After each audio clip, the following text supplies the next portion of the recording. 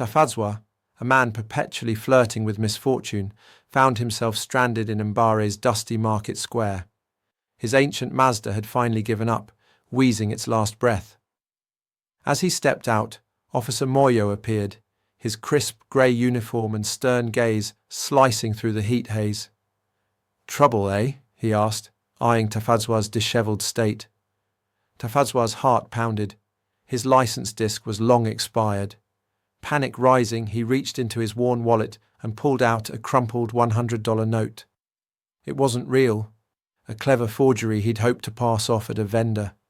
Now it seemed his only escape. "Perhaps we can resolve this quietly, officer," he whispered, extending the note with a sweaty palm. Moyo's eyes narrowed, not at the bribe, but at the note itself. He took it, inspecting its texture and flaws with a trained eye. "This isn't real," he said, voice cold and firm. Tafadzwa's bravado vanished, replaced by dread. Moyo's grip tightened. "You're under arrest for bribery and possession of counterfeit currency." Tafadzwa stood frozen, his world collapsing in the harsh afternoon sun. The handcuffs bit into Tafadzwa's wrists, a cold reminder of his spiralling misfortune. Officer Moyo, expression unreadable, recited his rights in a monotone that felt like a death knell. Around them, the Mbare market's usual buzz faded into a hush. Curious eyes followed Tafadzwa's walk of shame. He stammered weak protests, claiming ignorance about the counterfeit note. Lies he barely believed himself. Moyo remained unmoved, his grip firm as he led Tafadzwa to a battered police pickup, its rusted frame echoing the town's weary spirit. The short ride to the station passed in silence, dust swirling behind them like the remnants of Tafadzwa's dignity. The squat, whitewashed building loomed ahead, its peeling paint and barred windows a grim welcome. Inside, the air was thick with stale coffee and disinfectant. At a cluttered desk, Sergeant Nkube looked up, her face etched with fatigue. "Another one, Moyo?" she asked. "Attempted bribery." "Counterfeit currency," he replied, pushing Tafadzwa forward. The weight of his choices settled heavily on his shoulders. In that moment, Tafadzwa understood. Shortcuts had only led him deeper into the maze of consequences. Sergeant Nkube gestured for Tafadzwa to sit on a hard wooden bench in the bustling station office. She examined the counterfeit note under the harsh fluorescent light, her brow furrowing. "He tried to bribe you with this poor imitation?" she asked Officer Moyo, incredulous. "Yes, Sergeant." "Offered it directly," Moyo replied. Tafadzwa, clinging to hope, blurted, "I didn't know it was fake. I just wanted to avoid trouble." Nkube's gaze pinned him in place. Ignorance isn't a defence. Bribery and possession of counterfeit currency are serious offences. She began filling out a form, her pen scratching steadily. Around them, officers gathered. Constable Dlamini leaned against a cabinet, listening. Officer Shumba watched with wide eyes. Tafadzwa felt their judgment like a weight. He wanted to explain, to plead his case, but the words stuck. He was just a man trying to fix his car, avoid a fine, and now he faced a legal storm. The station, with its peeling walls and barred windows, felt like a crucible. His fate, once uncertain, now seemed sealed by desperation and a single, foolish act. Sergeant Nkube finished the paperwork and held the counterfeit note to the light again. "So, attempted bribery and possession of counterfeit currency," she confirmed, looking to Officer Moyo. Constable Dlamini stepped forward, brow furrowed. "But Sergeant, if the money isn't real, is it truly a bribe? Doesn't bribery require something of value?" His question hung in the air, stirring quiet murmurs. Officer Shumba nodded. "It's just paper." Worthless Moyo's jaw tightened. "Intent matters. He believed it was real and used it to influence me. That's the crime." Nkube tapped the note against her chin, weighing both arguments. "True, Intent is key. But Dlamini raises a valid point. Legally, bribery involves valuable consideration.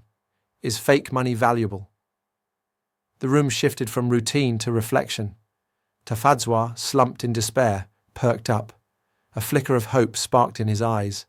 Could this technicality be his lifeline? The note, once his downfall, now stirred debate among the very officers meant to uphold the law. In this unexpected moment, the station transformed from a place of punishment to a courtroom of possibility. The station's cramped briefing room buzzed with debate. Sergeant Nkube placed the counterfeit note on the table, reading aloud from a worn legal text. Corruptly offers or gives any money, gift or other consideration to a public officer. Constable Dlamini leaned forward. But money implies legal tender. Consideration must hold value. This is worthless. Officer Moyo bristled.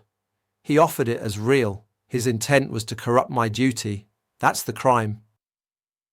Officer Shumba nodded toward Dlamini. If someone offered monopoly money, would that be bribery? The object's worth matters. Constable Sibanda added, intent counts.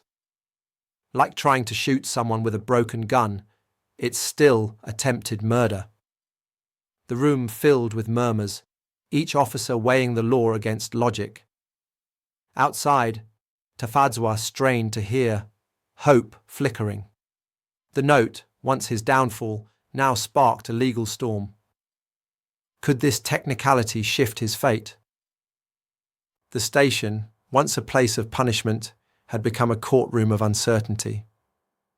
Tafadzwa realized his future might hinge not on guilt or innocence, but on how the law defined value, and whether intent alone could seal his fate. In the station's briefing room, a heated legal debate unfolded. Sergeant Nkube placed the counterfeit note on the table, reading aloud from a law book.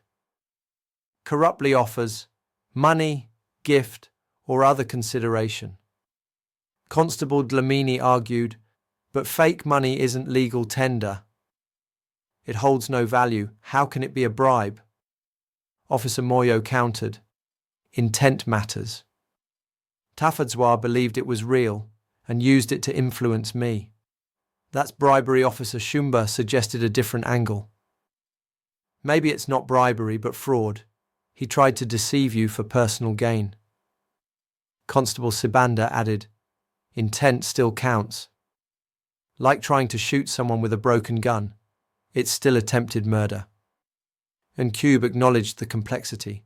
The law separates bribery and counterfeit possession, but their intersection creates a grey area. Outside, Tafadzwa listened, stunned. What began as a desperate shortcut had spiraled into a philosophical debate about value, intent, and justice. His fate now hinged on how the law interpreted a worthless piece of paper. The officers reached an impasse, their initial certainty replaced by legal ambiguity. Sergeant Nkube, rubbing her temples, tried to refocus the discussion. We can't invent charges or ignore serious offences because the method was unconventional, she said. We have intent, an offer, and counterfeit currency. The question is how they intersect legally. Constable Dlamini proposed charging Tafadzwa with possession of counterfeit currency and a lesser offence like attempted perversion of justice. Moyo objected, insisting intent to corrupt made it bribery, regardless of the note's value. Officer Shumba offered a compromise.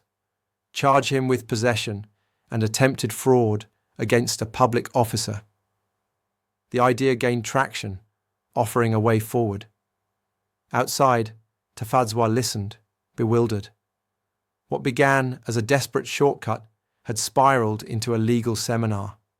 The station, usually a place of swift judgment, had become a crucible of legal interpretation. His fate now rested not on guilt alone, but on how the law defined corruption and value. After intense debate, Sergeant Nkube, visibly exhausted, made her decision. "We'll charge Mr. Tafadzwa with possession of counterfeit currency and attempted fraud against a public officer," she declared. "We won't pursue bribery due to the legal ambiguity around the note's value." Officer Moyo protested, insisting intent alone justified a bribery charge, but ultimately deferred to Nkube's judgment. Dlamini and Shumba looked relieved, their compromise accepted. Outside, Tafadzwa felt a mix of relief and shame. The bribery charge, with its harsher penalties, was off the table, but he still faced serious consequences. As he was led to a holding cell, the station's corridors echoed with the remnants of the debate. His case became a whispered legend among officers, a rare moment when law enforcement confronted the philosophical edges of justice.